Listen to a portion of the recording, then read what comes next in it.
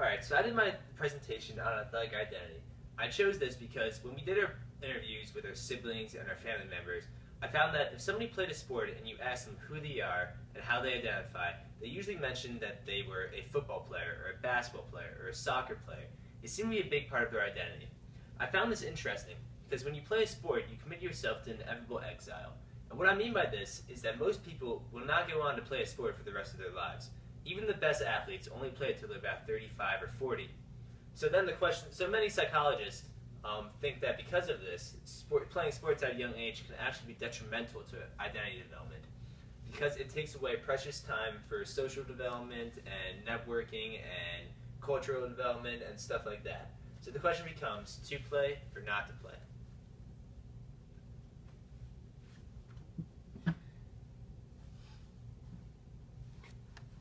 And so overall identity is made up of a couple parts. You have many parts. You have family identity, social/cultural identity, academic identity, and athletic identity. Athletic identity is the degree to which you identify with a sport, and it has two parts. The public athletic identity part is the degree is how you view yourself as an athlete. No, it's not. It's how people view you as an athlete. Private athletic identity is how you view yourself as an athlete. And together they make up your total athletic identity. So many people play sports since they're a child. 69% of girls and 75% of boys participate in sports. And a key development time is between the ages of 13 and 18. And most people are still playing a sport at this time. And then that's high school sports when many people focus more on sports than academics and stuff like that, which could be more beneficial to long-term identity development. And so less than 10% of high school athletes play college athletics. And then for those that do actually make it to college, even less, 10% of college athletes turn pro. And that number is actually, for most sports, closer to 1%. So you really have to question, is it more beneficial to go to college and focus on academics and other parts of your identity development, or should you go to college to play a sport and have a very slim chance of making a career out of it in the future? And so there are a couple of different reasons why athletes retire.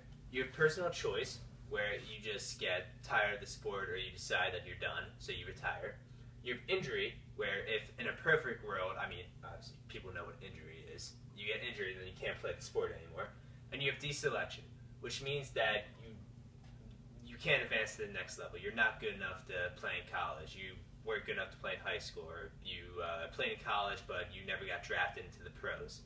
So those are the couple types of athletic identity. And then this is where exile comes in and how you integrate into the post-retirement world. Alright, so now we have integration into the post-retirement world. And so depending on the athlete and depending on their level of athletic identity, the experiences can be very different from athlete to athlete.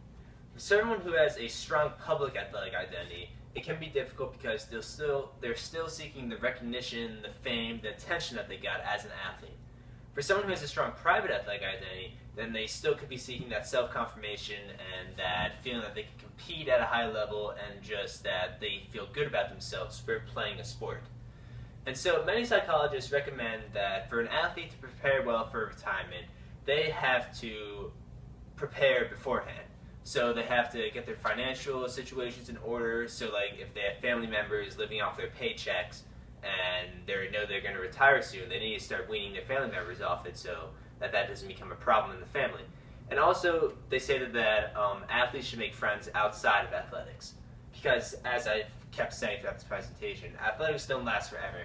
And so it's important to have that support group that aren't athletes that still contribute to your identity.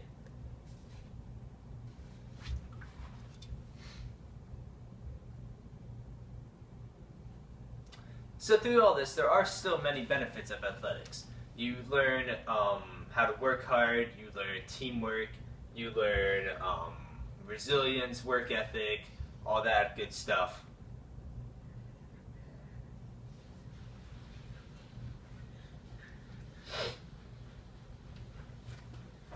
Alright, the integration slide though is good. Yeah, keep that one. So there are many benefits of athletics. You learn team skills, you learn social skills, you learn how to work hard, you learn how to work with other people, So there are many great benefits of athletics that do actually contribute to your identity in the future and in other aspects of your identity.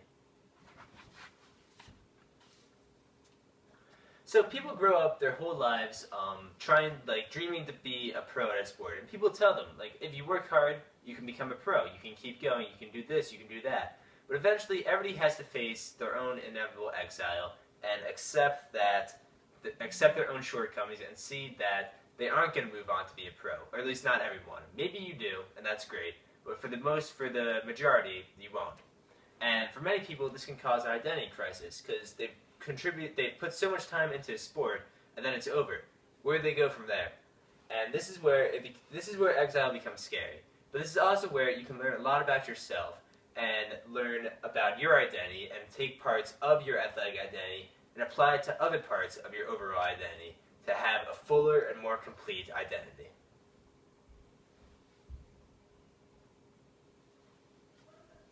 We're excited.